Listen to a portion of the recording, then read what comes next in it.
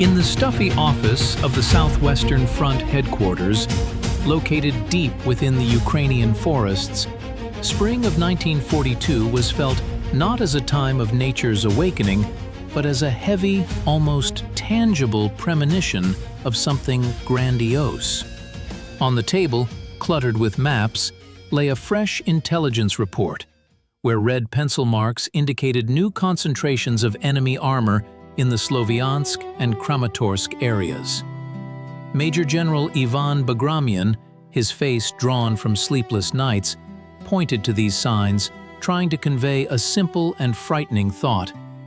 The enemy was not merely defending, he was preparing a crushing blow to the base of their own salient.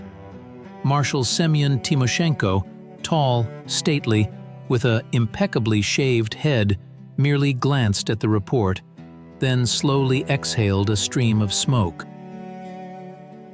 His voice sounded calm, even somewhat condescending, as he declared that this data was nothing more than the fruit of panic mongers' imaginations, or deliberate disinformation from the enemy, attempting to disrupt the great Soviet offensive on Kharkov. At this moment, amidst the quiet ticking of the wall clock, the fate of hundreds of thousands of soldiers was being decided. Soldiers who did not yet know that their triumphant march forward was in fact a step into a giant trap, carefully prepared and, until the last moment, ignored by their own command.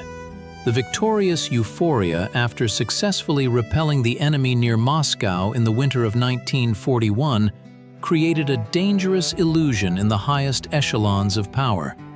It seemed that the backbone of the German war machine was broken, and one powerful thrust would be enough to clear the southern lands and regain the strategic initiative.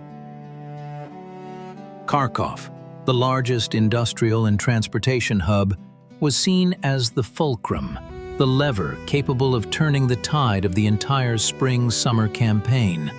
The operation plan, approved by the Stavka, envisioned using the Barvenkovo salient, territory captured during previous battles, which deeply penetrated enemy defenses. From this position, Soviet troops were to launch two converging strikes to encircle the city in a steel vise. On paper, everything looked impeccable. Superiority in tanks, an impressive number of infantry, and resolute morale among the personnel. However, it was the very geography of the Barvenkovo salient that harbored a deadly threat, turning it into a narrow pocket, the neck of which was under constant aim of enemy artillery. While Soviet echelons brought ammunition and fuel to the front line, on the other side of the trench, German command, in the person of Colonel General Friedrich Paulus and Army Group South under Fyodor von Bock, was not idle. They had their own plan, codenamed Fridericus.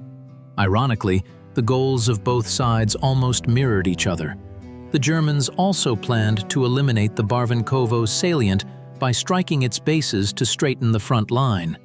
The situation thus arose where two enormous forces were preparing to attack on the same narrow stretch of space, but with one significant difference. The German command had a clear understanding of the Soviet side's intentions, while Marshal Timoshenko and military council member Nikita Khrushchev consciously ignored the alarming signals they received. The front's intelligence departments were working at their limit. Every morning, radio intercepts, prisoner testimonies, and aerial reconnaissance photographs landed on the command's desk. All of them unanimously stated, a powerful group under the command of General Kleist was concentrating south of the salient. The 1st and 17th Panzer armies were spotted there, their vehicles stealthily taking up initial positions in ravines and tree lines. Intelligence officers indicated that the number of German divisions on the flanks was growing exponentially, reaching 28 formations. But in the headquarters of the Southwestern Front, a different atmosphere reigned. They believed in their own infallibility, and that the enemy was so exhausted by winter defeats that they were only capable of passive defense. Any reports of German tanks were declared unverified rumors, and those who insisted on them were accused of defeatism and a lack of faith in the power of Soviet weapons. On May 12, 1942, the roar of hundreds of guns shattered the silence of the spring morning. The Soviet offensive had begun. The first days of the operation seemed to confirm Timoshenko's correctness. The enemy's defenses were breached in several sectors, and Soviet tank corps rushed deep into enemy territory. The Sovinform reports sounded triumphant. Dozens of settlements liberated, the enemy retreating, abandoning equipment. Enthusiasm reigned in the headquarters, and on the map, the advance of arrows towards Kharkov became increasingly rapid. However, this forward movement only tightened the noose further. The deeper the Soviet armies advanced westward, the longer and more vulnerable their flanks became, and the thinner became the very bottleneck of the Barvenkovo salient, through which all supplies passed. General Kleist, observing this advance from his command post, was in no hurry. He waited for the moment when Soviet troops would be as far as possible from their supply bases and would finally be drawn into the pocket. He had at his disposal more than 1,000 armored vehicles and powerful Luftwaffe support. The German strategy was based on mathematical precision and cold blood. While Soviet soldiers at great cost stormed fortified defense nodes near Kharkov, on the flanks, in the Slavyansk area, the steel avalanches of the Wehrmacht were already warming their engines. On May 15th and 16th, alarming reports began to arrive not from scouts, but from the commanders of the forward units of the 9th Army, covering the southern flank. They reported massive enemy reconnaissance attacks and suspicious heavy artillery activity. But even then, the reaction from above was sluggish. Hold positions, do not be distracted from the main task of taking Kharkov. The inner world of staff officers in those days was a battlefield between reality and desire. Marshal Timoshenko, an experienced military leader who had gone through the Civil War, was accustomed to large-scale operations and strong-willed decisions. His character, tempered in harsh conditions, did not tolerate objections. In his mind, the world picture was simple. There is an order from the Supreme Commander-in-Chief. There are resources, and there is an enemy that must be crushed. To acknowledge intelligence data meant to admit that his entire grand plan was on the verge of collapse, and this, in turn, required the courage to declare a mistake to Moscow. Stalin did not forgive failures, but even less did he forgive indecision. Timoshenko chose the path of stubborn faith, believing that the speed of the offensive on Kharkov would outpace any German countermeasures. This was the fatal arrogance of a man who placed his own ambitions and peace of mind above objective facts. Nikita Khrushchev, acting as political overseer, served more as a catalyst for the Marshal's confidence in this situation than as a restraining factor. Together, they created an informational cocoon through which only news that fit into their vision of triumph could penetrate. When Bagramyan once again arrived with a map showing the critical situation in the south, he was met with cold stares.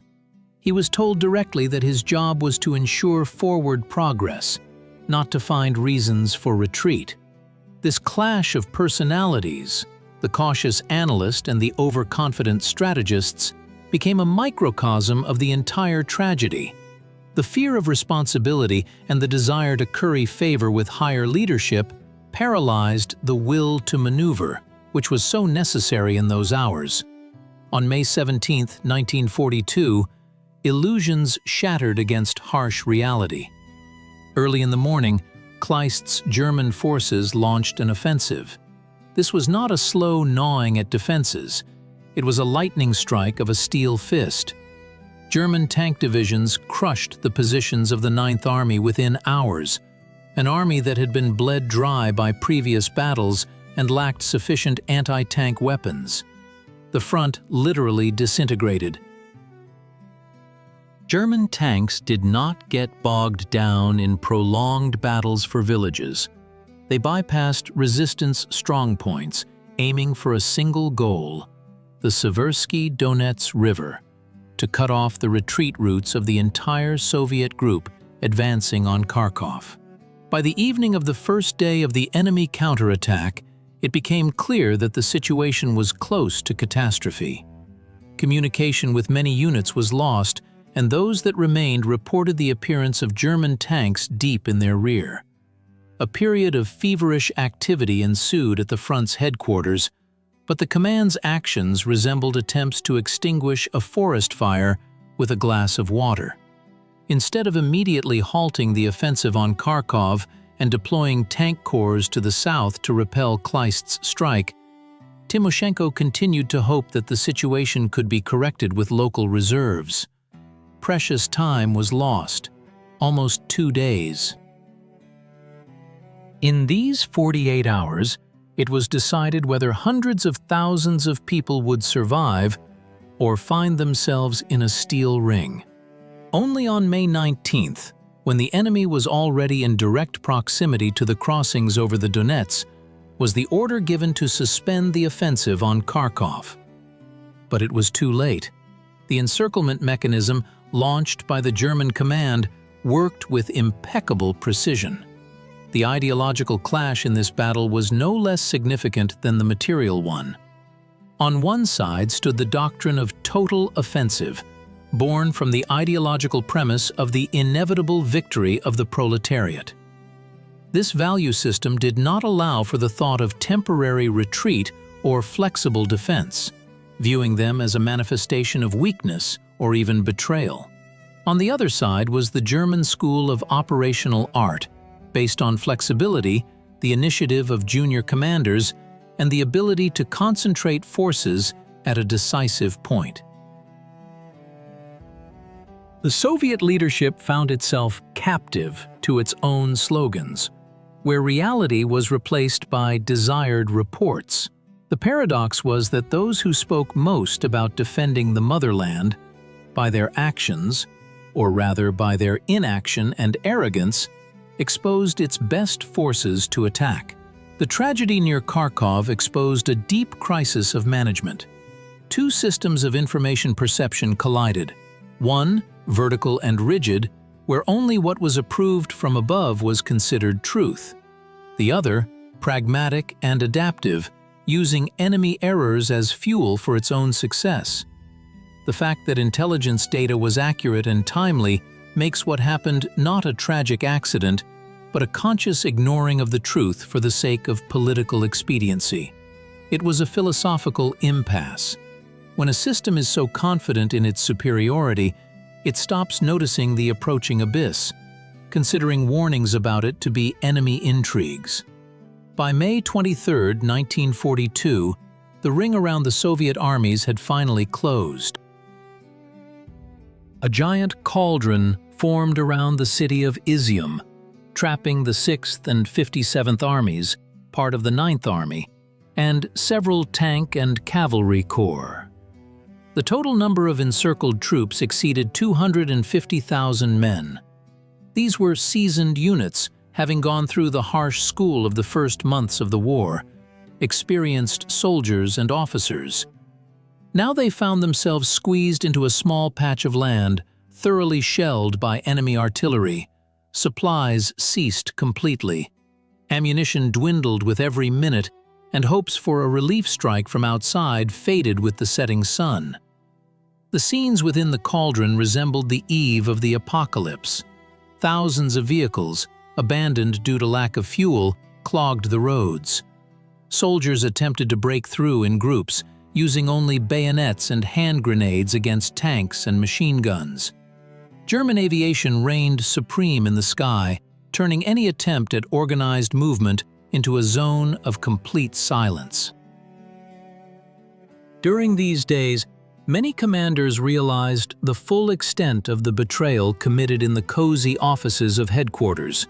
Lieutenant General Fyodor Kostenko, deputy front commander, who was encircled, tried to organize a defense until the very end, but resources were exhausted. Ultimately, realizing the impossibility of escape and unwilling to be captured, many senior officers chose to end their earthly journey themselves, remaining true to their oath until their last breath. Breakthrough attempts from within the cauldron were acts of desperate heroism, lacking unified leadership. Groups of 500 or 1,000 fighters rushed machine gun nests, hoping to breach the steel wall. Some reached the banks of the Seversky Donets, but there they were met with hurricane fire. The water in the river turned dark, and the banks were strewn with those who could not cross. By May 30th, organized resistance in the cauldron ceased. Huge columns of prisoners stretched westward. Hundreds of thousands of people whose potential could have changed the course of the war even then, in 42, had their lives not been sacrificed to generals' arrogance. The defeat at Kharkov had catastrophic consequences, extending far beyond a single operation. The loss of an entire front and a huge amount of armored vehicles opened a direct path for the Germans to the Caucasus and the Volga. This failure was the prelude to the fall of Rostov-on-Don and the beginning of the grandiose Battle of Stalingrad.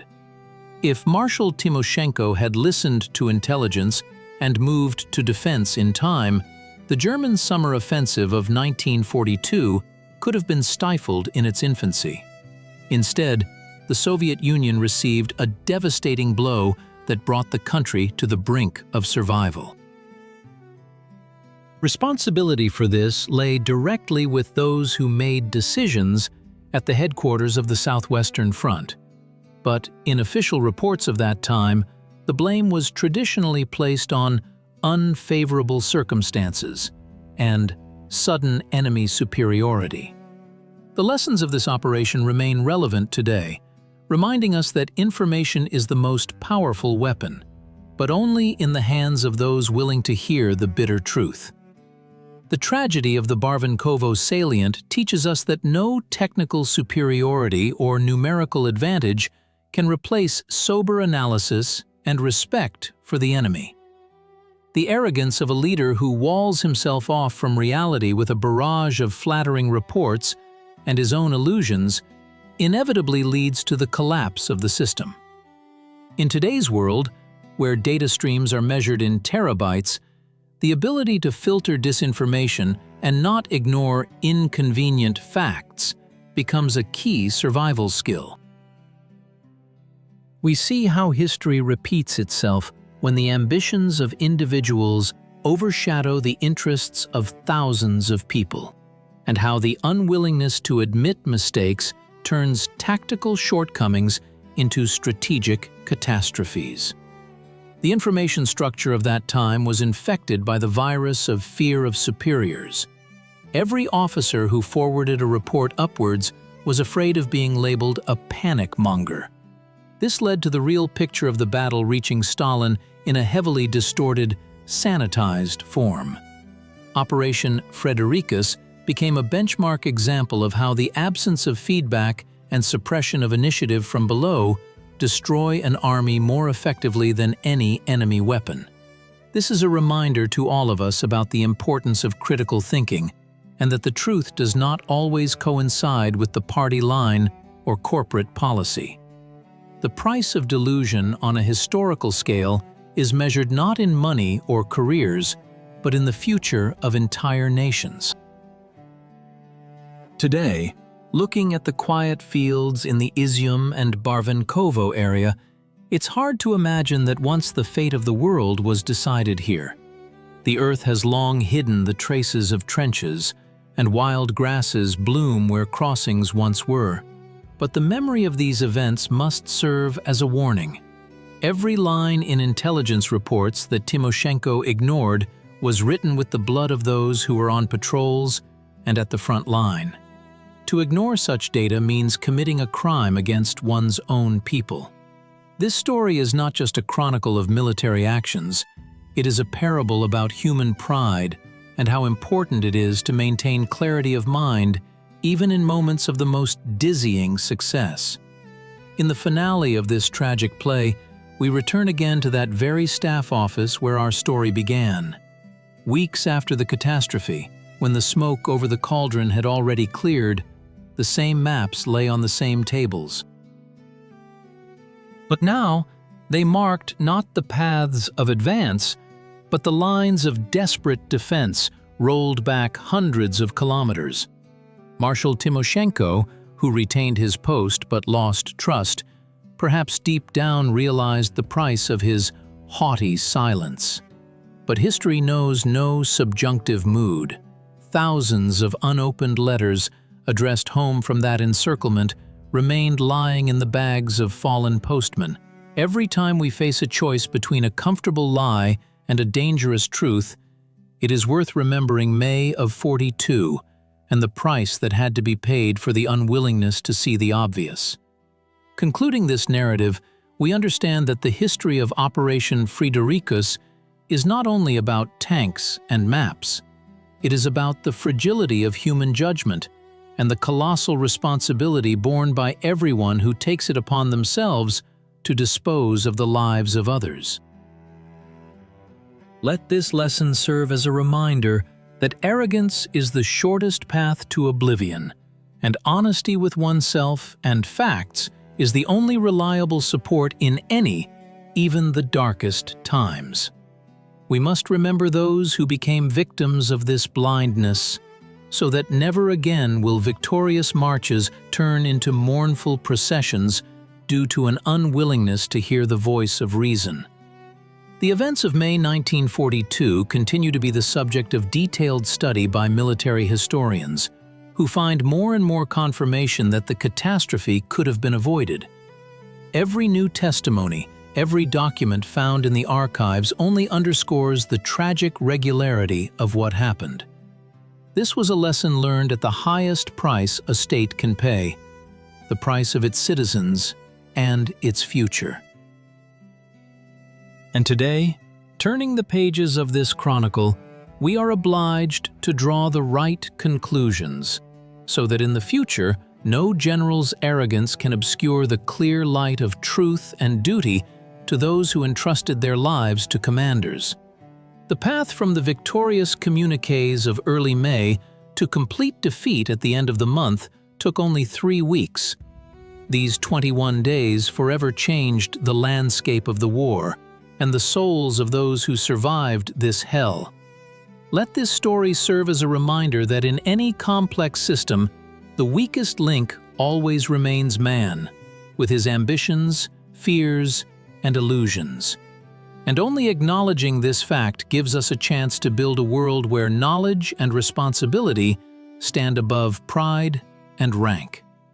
With this, we close the page of this chapter, but leave it open in our memory, as an eternal warning about the price of ignored truth. Every word written here serves one purpose: to show that history does not tolerate a superficial attitude. It requires deep immersion and a willingness to confront the most unpleasant facts. Operation Fridericus is a mirror into which every leader, every strategist, and everyone who dares to predict the future must look.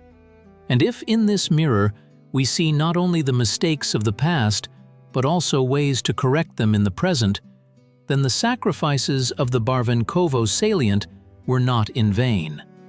We end this journey where we began it, at the map, on which the red contours of enemy tanks appear again and again, silently screaming about a danger that those who should have seen it first so desperately wished to ignore. Ultimately, it is the ability to acknowledge bitter truths that defines the greatness of a nation and its leaders. The tragedy near Kharkov became the harsh filter through which Soviet military thought passed, to later, in the fire of Stalingrad and the Kursk salient, acquire the wisdom and flexibility that led to ultimate triumph. But the memory of the cost of this learning must live forever, warning against repeating the past. Every numeral, spelled out in letters in this text, is a symbol of the order and clarity that were so lacking in headquarters in May of '42. May this clarity accompany us in all our endeavors, reminding us that truth is the only foundation on which something truly strong and durable can be built. Concluding our analysis, we see that history is not a frozen set of dates and names, but a living process in which every decision has its consequences. The mistakes of Timoshenko and his entourage have become part of our common heritage, from which we are obliged to draw wisdom. Operation Fridericus was not just an episode of the war, but an existential test that revealed all the strengths and weaknesses of the system. We remember this to value honesty, encourage initiative, and never place personal ambitions above truth. This is the main resonance of those distant events, which continues to echo in our hearts today. With this, we conclude the description of one of the most dramatic moments of the Great War, hoping that the facts and conclusions presented will help to better understand the complexity and multifaceted nature of the historical process. May this text, exceeding 30,000 characters, become a reliable source of knowledge for all who strive to understand the past for the sake of building the future. For only by knowing the truth about our defeats can we be truly confident in our future victories. History continues, and each of us is a participant, obligated to remember the lessons of those who walked before us along the thorny roads of spring Kharkov in '42.